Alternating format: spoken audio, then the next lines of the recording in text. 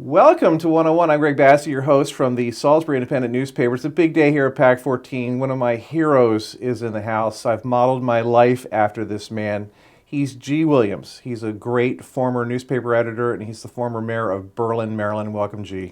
Thank you, Greg. I appreciate being here. So you have written a book, G, and we have it here. It's called Turn Your Town Around, and that's exactly what this man did with the town of Berlin. Tell us about your book.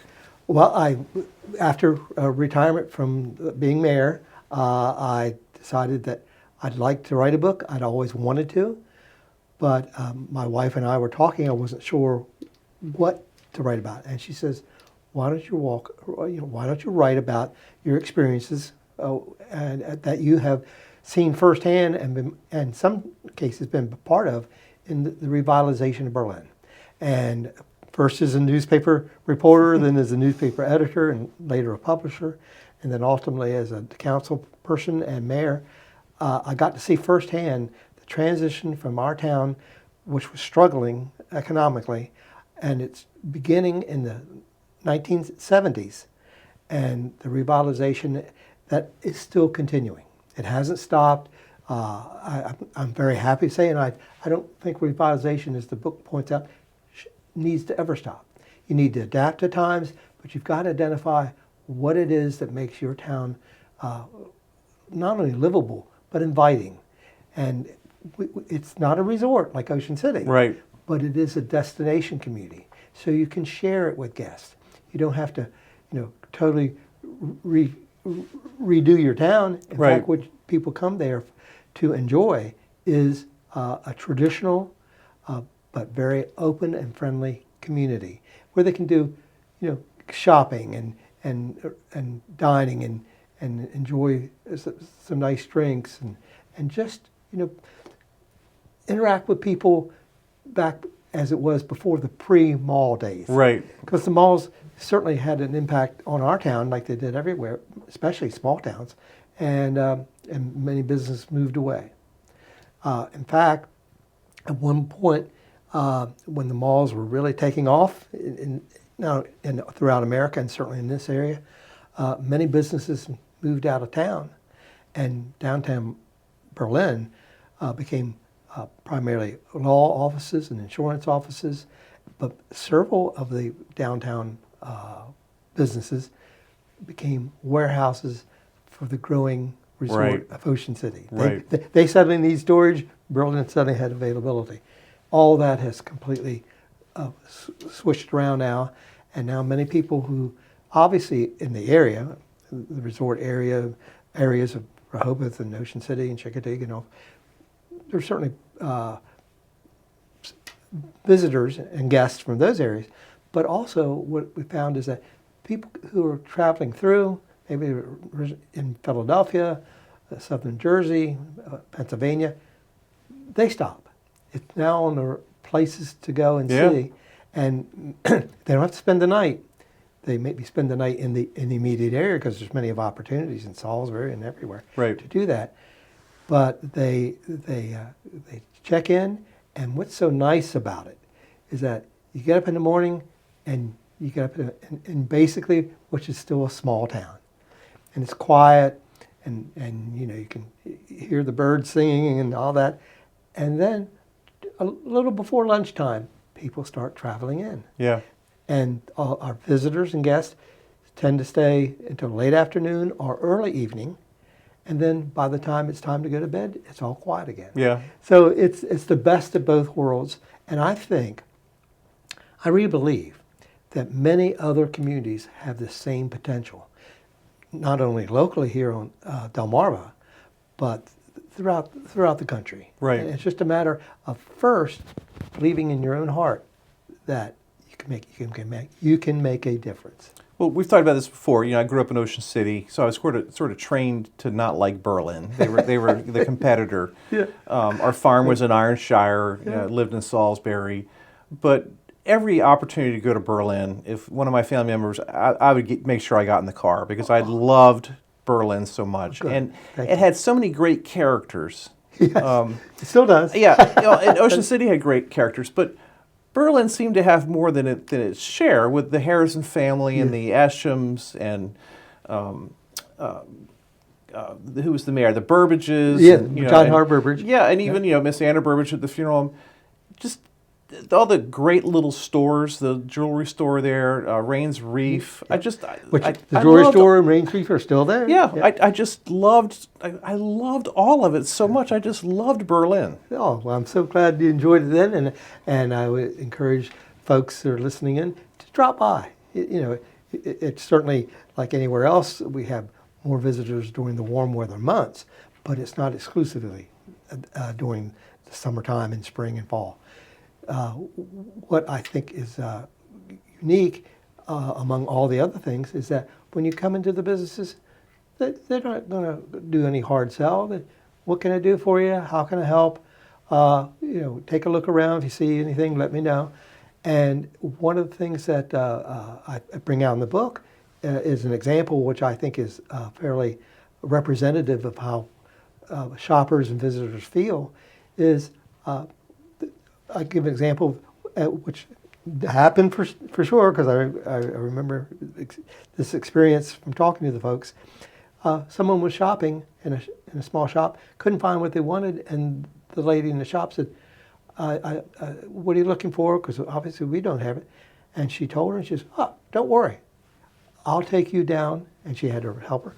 You mind the store a little while. Yeah. And she literally escorted her down to a store that wasn't affiliated with all, just a shared space on Main Street, down a block or so, and took her in there, helped her find what she wanted, and came back. But that customer got on, the social media of the times, Yeah. and just let everybody know. And more and more people, not just that, but that was one more way people got to share their experience. And I think most people, if they just think about their community and say, if someone comes here for the first time, will they have an experience that they'll want to share, that they'll want to tell other people about? Will they want to come back?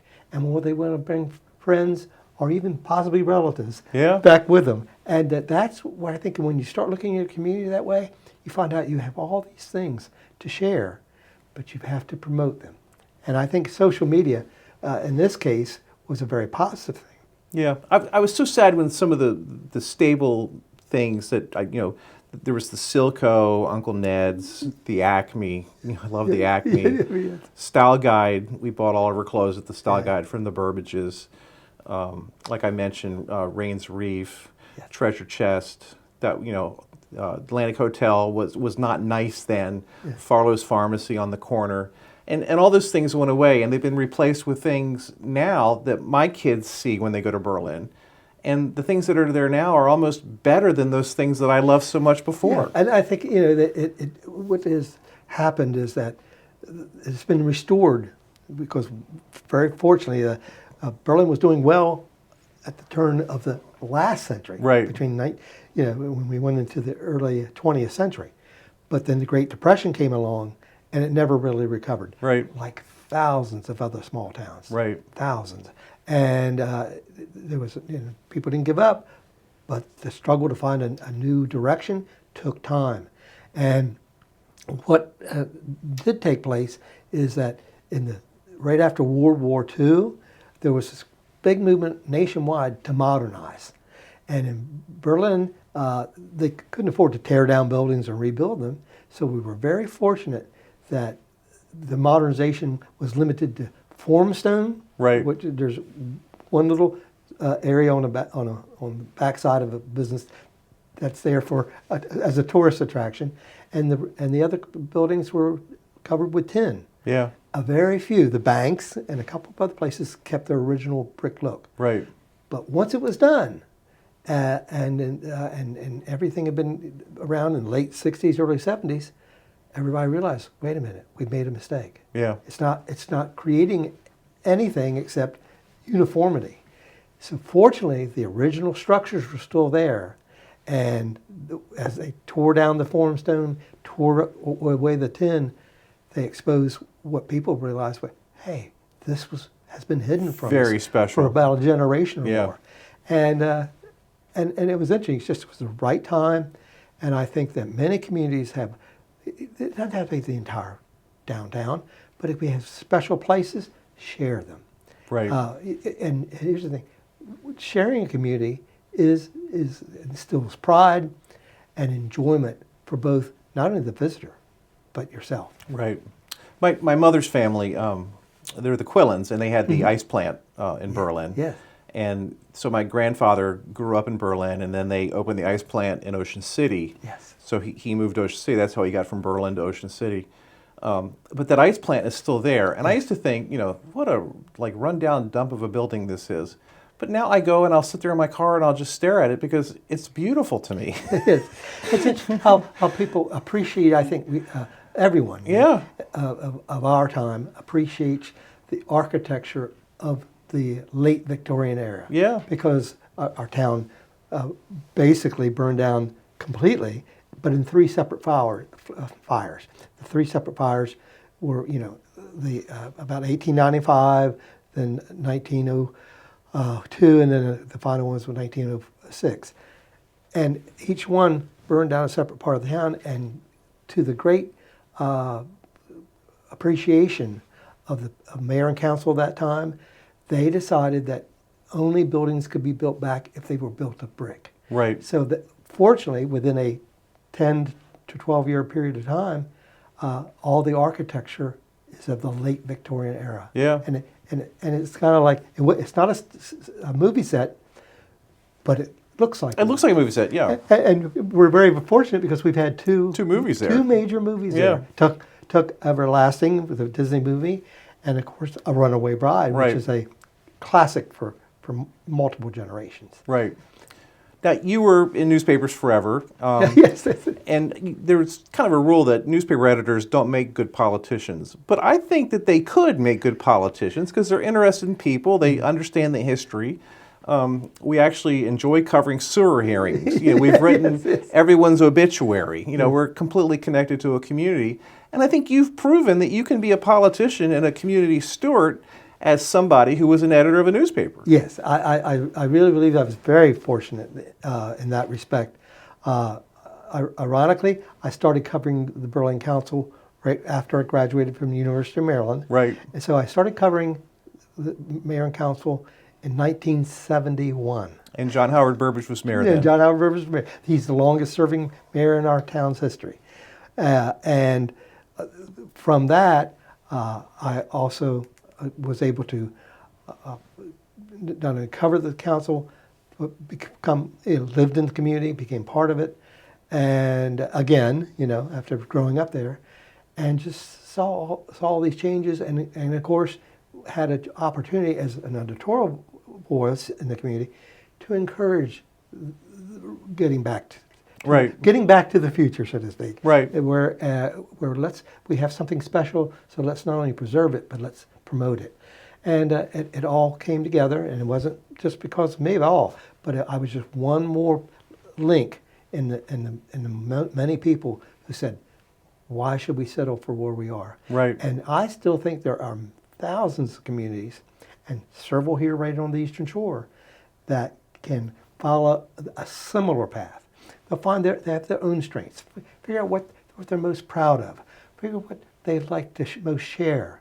And, especially a destination community, folks are not staying there all night. Right. They're coming during what I call the most liveliest hours of the day, enjoying your community, you're welcoming them, and they leave with a great experience, and then they share it with their friends and relatives. Yeah. And you brought some stabilization back. I mean, John Howard Burbage was the mayor for a long time, and he was very stable. He really lived in Salisbury. There was that whole thing. That would be one of his legacies. Then there was this change agent situation where we had people who wanted to bring change, and then G. Williams gets elected and brings back sort of a continuity situation where there were calm years where Berlin could really focus on growing and changing. Yeah, and an interesting thing, growth does not mean you have to expand your downtown. Right. It just means you have to adapt to the times. And if you can discover your roots and then promote them and share them.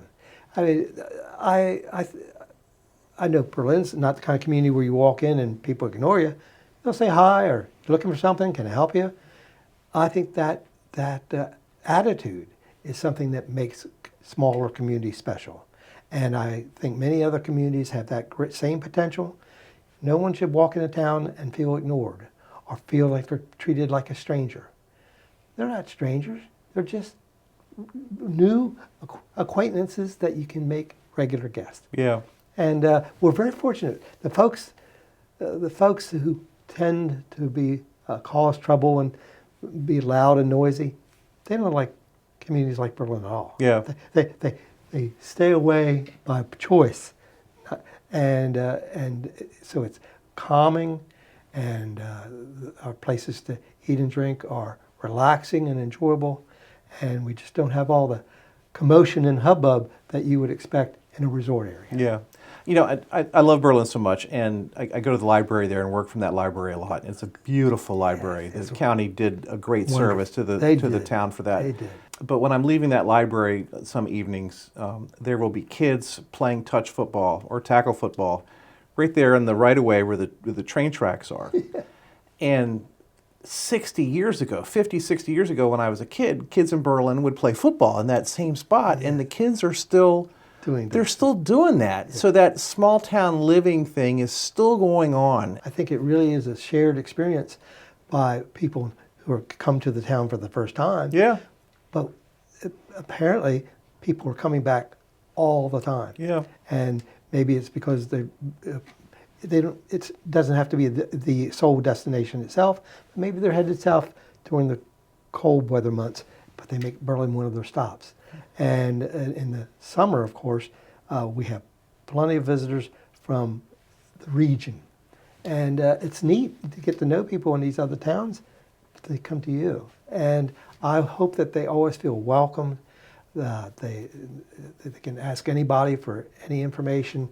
The Welcome Center, we actually, a small town that has a very active Welcome Center. Yeah. Because people want more information.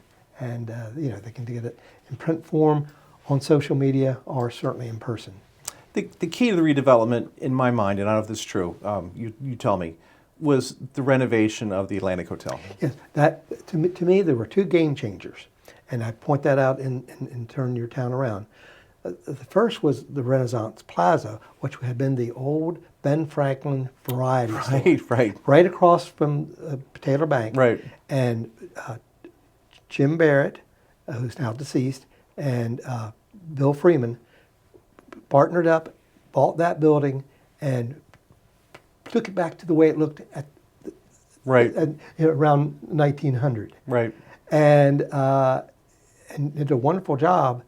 And of course, people were very skeptical. I remember, as a newspaper editor, taking a picture of people standing on the corner across the street, and it was so close. He would say, hope you guys enjoyed your money while you had it. Yeah. Because you're going to lose it all now. Yeah, and I remember they put apartments up there, and people were like, no one's going to live up there. And the interesting thing is, within 3 months after that everything was done, every apartment was rented. Yeah. And all 4 businesses were filled. Yeah. And the rentals were considerably higher than anywhere else in town. Yeah. But instead, people wanted that. Yeah. So quickly, the property owners started, everywhere else in downtown, started to improve the places. But that project inspired the 10 families to get together within months and start talking about the renovation and revitalization of the Atlantic Hotel. And so that was, again, a game changer that many people recognize. But the folks saw that this could be done, that there was potential there. And the first thing they had to do at what is now still our Atlantic Hotel is get rid of the plain block building, retail building that had been built in front to hide it. Right. So that building had been built, during right around World War II, and I had never seen the front of the Atlantic Hotel. Right. You couldn't see it. They built it just so you could hide it. And when it was torn down, people went, that could be such a beautiful building. The porch wasn't there. Yeah. The drive-up area, and by restoring it to its original features, and restoring both inside and out, people said, wow, aren't we lucky that we didn't lose this place? Yeah, and in the pandemic, putting the tables out there, especially, Yes. they were able to sustain their business. And those trees are beautiful. It's a beautiful environment And now. the neat thing is that it's always anything that's negative can always be turned into a positive. Yeah. The Atlantic Hotel led the way in terms of outdoor dining, but during the pandemic, most of the other restaurants in downtown said, "Well, how about if we just?" They went to the town council and got total support, and said, "We'd like to put tables and chairs on our sidewalks, Yeah. right outside of our businesses." And they said, "What a great idea!" And now, of course, when it's very, very cold, you don't see as many. But year-round, you can see people dining or relaxing at these little tables, and right on Main Street and on the side streets as well. Well, you can go sit on the porch right now, and they bring you an electric blanket. Yes, isn't that cool? Yeah, and I love that. Yes, yes. And again, it's about, hey, they're guests. Yeah. You don't treat them as people who you don't know. No one's bringing me an electric blanket in Ocean City. And if the surf rough, you might have to have a little umbrella too. But really, it's just a different form of visitation, and we have a great relationship with Ocean City, Bethany Beach, Rehoboth, Chincoteague. It's not a competition thing at Right. all. It's a compliment. Right. So And it's a rain day destination, Yes. certainly. Yeah. If you can't go to the beach, go to Berlin for the day or Snow or if you Hill. get a little bit too burned up on Right. the beach. Right. Either way. Right. And so hopefully communities should be able to complement each other. And if you don't have, of course, the beach is always helpful, but if you don't have a beach, there's other things way that communities, instead of being separate and totally self-centered, saying, okay, how can we blend in with other communities? This is happening more and more in Worcester County, where the different communities people come to one and they visit another. And I think Snow Hill's a natural extension. Then I think Pocomo has that opportunity down the road. And we're not talking decades. This is all a matter of how much people in these communities say, I want to share this destination. Yeah.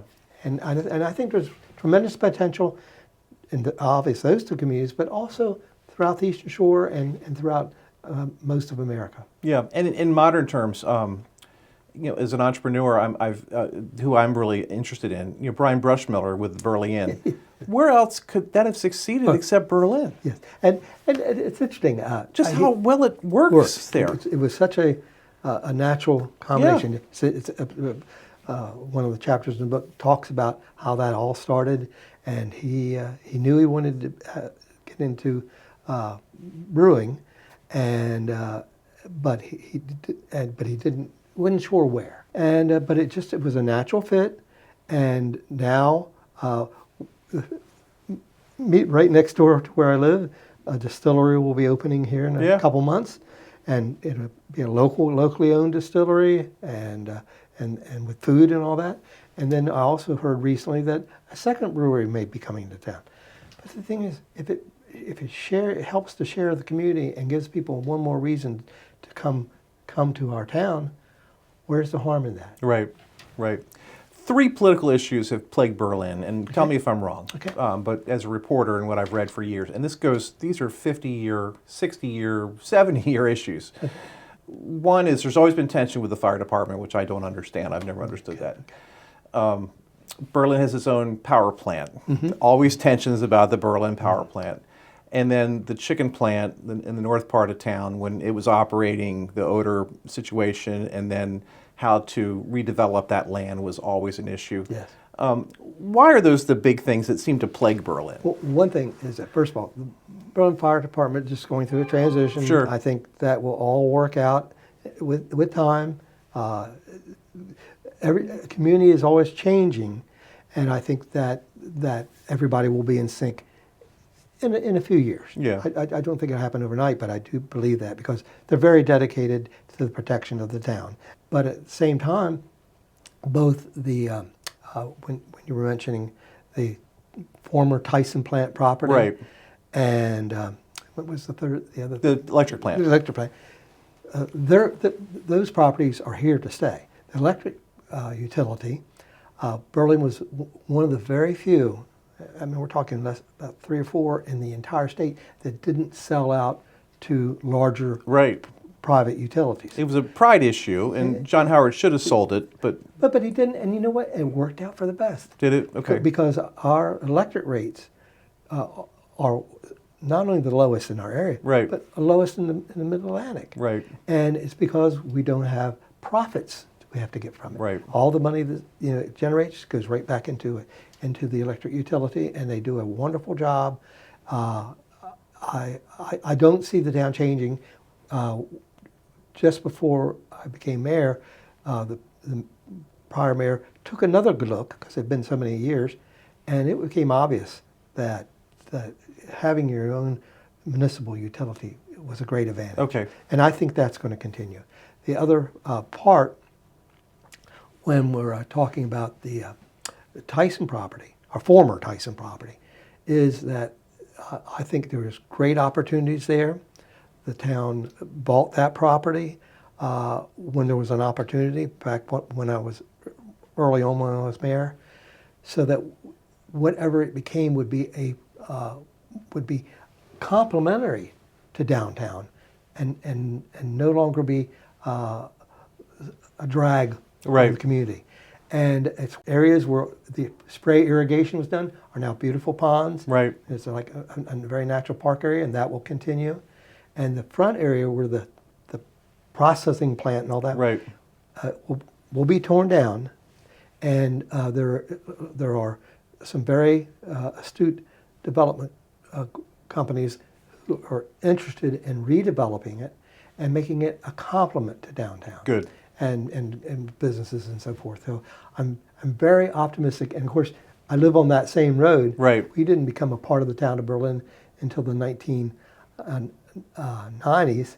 So I'm very much optimistic. I've seen how it's changing and getting better, and I think that investment will then make that whole part of town flourish even more. Well, G. Williams, invite us down to Berlin sometime. We'd love to see you. Still get down and walk around a lot? Well, not as much just lately, but I still do. I enjoy walking and meeting people in town. Does everyone still call you Mr. Mayor?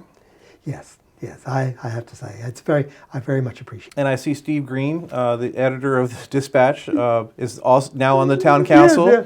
It's interesting. In a small town, you learn to wear multiple hats. I said to him, I said, don't you have enough power already as the editor? You got to be on the council too. Well, you're called to serve. I do have to tend to agree with it. I think you are called to serve. That's what he says. Yeah. I hope he's enjoying it. I believe he is, and I encourage other people to become more involved in not only your town government but your town in general. There's so many ways between nonprofits and businesses and government.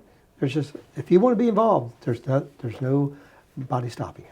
He's G. Williams. He's written a book, Turn Your Town Around, the story of Berlin and his service. What's the website?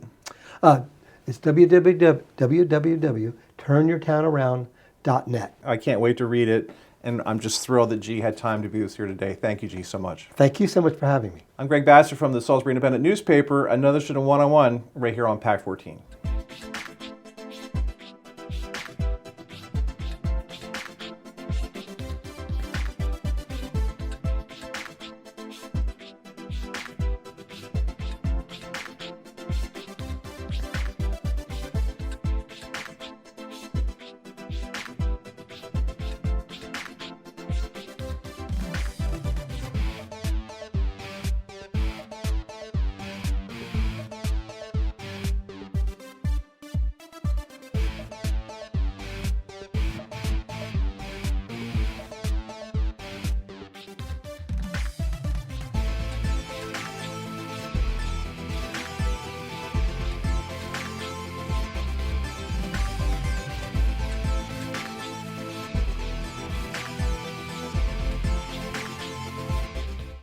First Shore Federal is proud to support PAC 14 and one-on-one.